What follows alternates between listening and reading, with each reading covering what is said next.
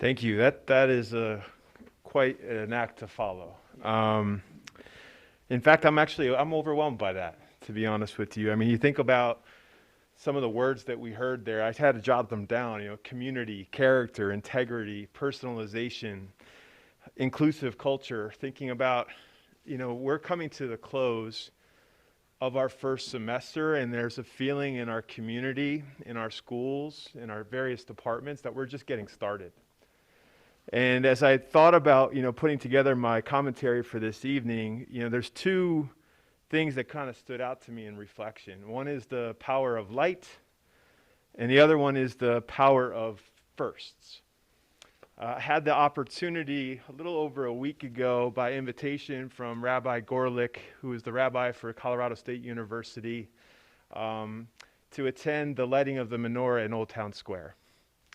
And having an opportunity to celebrate with the Jewish community, a festival of light, to celebrate each other, was incredibly significant, not just because of the joyous event, but I think it just was an understanding of the strength of this community when it all comes together.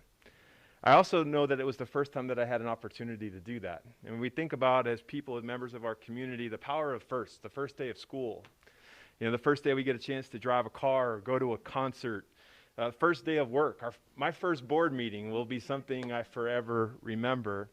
And there's so many things that are happening in our district, probably that may seem, maybe to me, because I'm newer to the community, a little bit more significant. But as I have an opportunity to have meaningful interactions with members of our community, there's a sense that we're restoring things that were lost over the last 18 months or so. And we're getting back to having a feeling that our feet are underneath us and we're beginning to prosper, cherish each other, celebrate each other. And, in addition to having an opportunity to light the menorah, I had an opportunity to stand in this very room just over a week ago to celebrate 50 new, just approximately, don't quote me on the exact number of 50, but I would tell you there was not an empty seat in this room for substitute teachers who decided to join the ranks of our district as a result of us calling out, knowing that there's a need. I want to thank our local media for helping work in partnership with our Human Resources Division to identify that need, to shine a light on those things, and people came running. And it was in many ways the first time that most of those people were going to be into a classroom since they were a student. And to see the power of the light in their eyes, the excitement, the energy to be able to give back to their community in a time of need was quite significant. Over the last few weeks, since we've had a chance to meet with the community, I've had the opportunity to celebrate many of the music and arts performances that are taking place across this wonderful district. I was only able to, I'll not highlight two. I certainly don't, I'd be remiss to say these things are happening across all of our schools in incredible, significant ways. I had a chance with many of our board members to celebrate the theater performance Rumors at Fossil Ridge High School a few weeks ago, and thought that was just absolutely phenomenal to see students step into that light in that way. Last night I had a chance for the first time to attend the Lincoln Center downtown and see Rocky Mountain High School's holiday stocking performance with their orchestra and their chorus and their band. And it was an incredible celebration of life, of youth, of children, of the spirit of this system. It was incredible. Over the last 2 weeks, since I've had an opportunity to address the community, I also had a chance to attend my very first high school graduation. I went to our district's Cooper Home, which is a collaborative effort between students, parents, and community partners to provide students opportunities to receive educational services above and beyond their age of 18 through their 21 years of age, who may be in need of additional integrated services, and had a chance to celebrate with David Kenemuth and give him his first diploma, my first diploma being given as the superintendent. And he was so excited, not just to be a graduate of the Poudre School District, but he was so excited about what he learned from his family, from the overwhelming committed integrated services staff who continued to contribute in partnership with his core teachers at the various schools that he participated in. But he also is ready to enter the workforce and contribute to volunteering and working at the local food bank, which he had a chance to be an apprentice as a part of being a part of our great school district. I can go on and on. I have one more. I'm such a proud superintendent.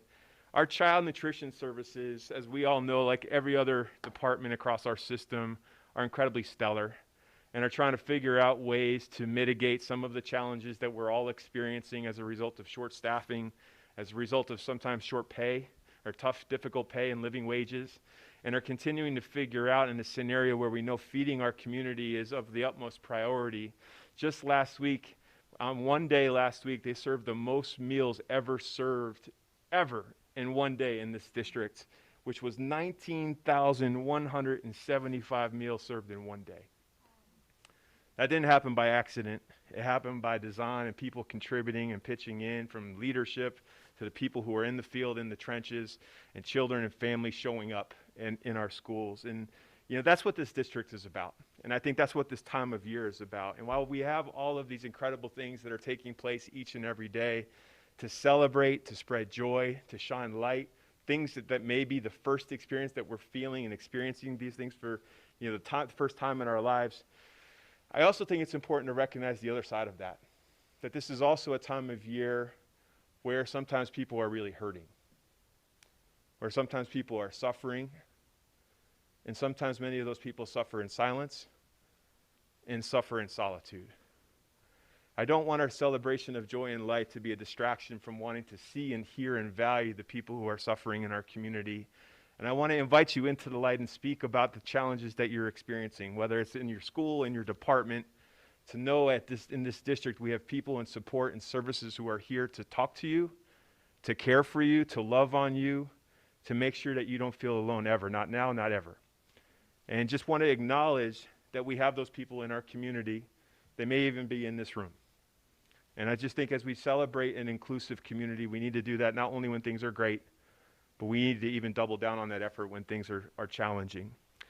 I'm proud to report to you, as we think about how best to engage our community, I believe collectively as a governance team, we have been listening to constituent concerns about trying to figure out ways to creatively engage two-way dialogue about adaptive, complex topics that are important to members of our community, all aspects of our community.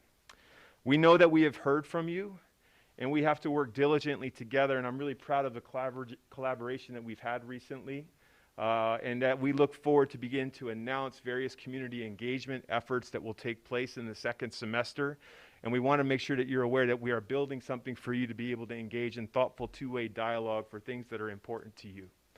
And we look forward to figuring out ways to come to you to be able to engage in those difficult but necessary conversations for us to have a shared understanding. They may not lead to agreement. I want to name that up front. But hopefully they can lead to empathy, shared understanding of what we value, what we care about, because we know that our children are at the center of that, and that matters. I'd also like to say in closing, too, that we have heard that there's continued conversation and questions and press taking place around the COVID-19 pandemic. Many people are starting to believe it's an endemic at this point.